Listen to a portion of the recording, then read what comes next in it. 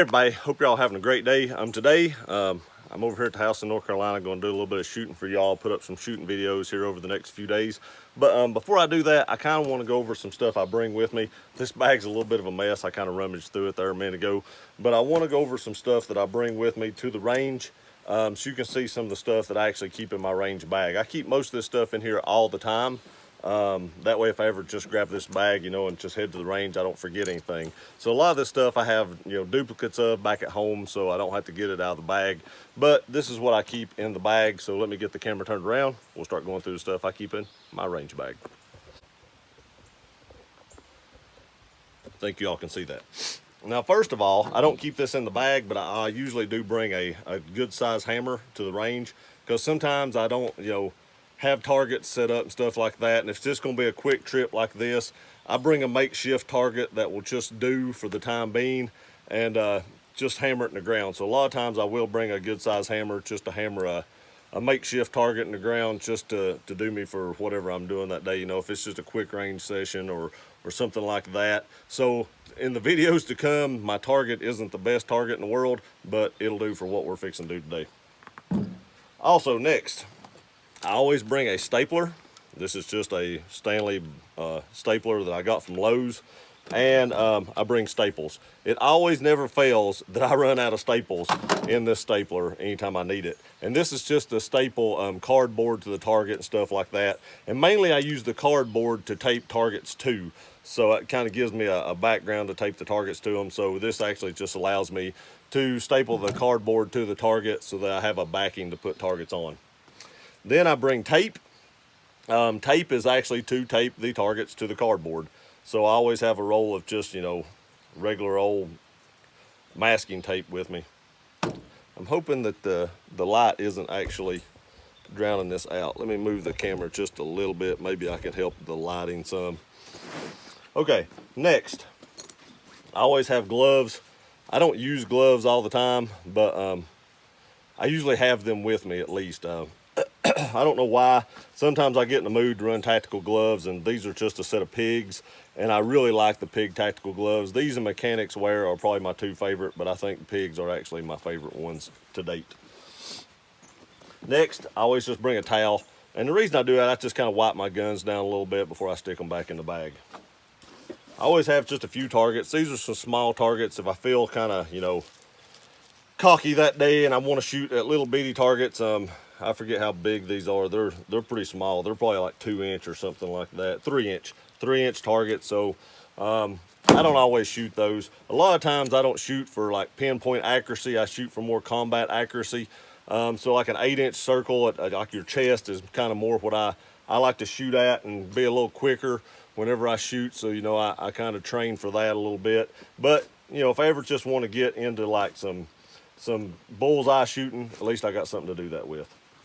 I also usually have my Bushnell rangefinder.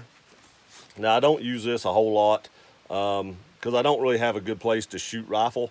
But just in case I do go somewhere that has a good place to shoot rifle, I do have a rangefinder with me. And the little thing broke off of it, so I just put some paracord on it, and it works just as good. The next thing I bring with me is always a good pair of Ear Pro. So these are the Pelter Tactical Sports. These are not cheap. I just have a multicam wrap on with some padding on the inside. I forget where I got this. It may have been a SOE, it seems like, but so I just put that on. It's got a place up here where you can put your nameplate or something like that. So if you ever go take classes, you can put your name badge on the top, and that way you don't mix yours up with somebody else, because multicam is a pretty popular color. But these are 3M Pelter Tactical Sports. I don't know if you can see that because it looks like this. There we go. And these are electronic. They're not cheap, but they're really, really good. I really like these Ear Pro. I have, different pairs that are electronic as well, but these are always the ones I always go back to because I just really like these.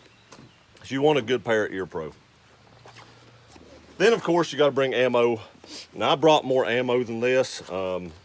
There's some on the table and stuff like that, but I just wanted to show you that you actually have to bring ammo. And I don't know where that light is coming from, but man, it is bright. It's kind of cloudy out here too, and I'm still getting a ton of light.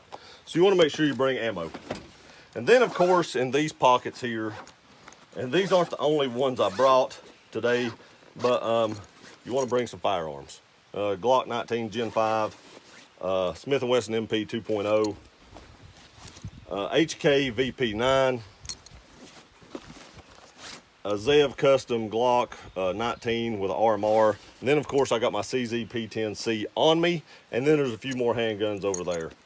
In this pocket here, if you choose to, I do have a Glock 43 magazine in here, but there is a whole lot of magazine pockets in here if you want to bring extra magazines. Sometimes I do, sometimes I don't. It just depends on what mood I'm in. Then over here in this pocket, I do have different sets of eye protection. So make sure you bring eye protection with you. It's a big thing. I know sometimes you all see me shooting without eye protection. It's one of them do as I say, not as I do kind of things. You know, be safe, make sure you're safe, but I do have a couple of different pairs of these. This one's clear. These kind of have a yellow tint, but I also have a set of Oakleys that I actually have with me also right now. In the other pocket, I do have a knife here. I don't know why, just in case I need to cut something, I guess, but I don't know why I actually carry that knife. But I do have a trauma pack. It is quick clot and it helps stop bleeding. Always be safe. Always remember accidents can happen. So always have something to treat trauma wounds anytime you're shooting a handgun. Then that's all I keep in my bag. But as of course, I always have my RATS tourniquet on me and another pocket trauma kit as well. So, you know, I do have 3 forms of items to help stop bleeding or reduce bleeding, and that is the main thing whenever you go. Even if you go to like an indoor range or something like that, I always make sure you take some kind of trauma kit and or tourniquet or something like that, because I have actually been flagged by lasers from people downrange at an indoor shooting range that didn't know what they were doing. So, like I said, the guy was way down range. He had a laser on his gun. I don't even know how he did it, but I looked down and the laser went across my chest. And I went ballistic because I was like, whoa, whoa. And I could tell the guy didn't really know what he was doing. First of all, he flagged me with a laser at a range, so you could really tell he didn't know what he was doing.